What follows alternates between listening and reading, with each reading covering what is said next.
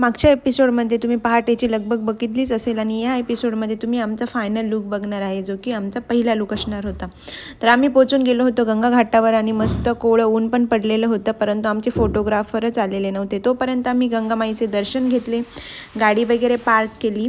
इकडे मोनू गाडीचे लॉक्स वगैरे चेक करत होता आणि माझ्यासोबत जी माझी फ्रेंड आली होती निशा, तीही फोटोग्राफर्स आल्यानंतर फोटोग्राफीला सुरुवात झाली. छान छान फोटोजही काढले आणि ऋषीने मस्त मला फुल बाजारातून गजरा आणि गुलाबाचं फूल घेऊन दिलं. खरंच आवड जपणारा नवरा मिळायला पण भाग्यच लागतं.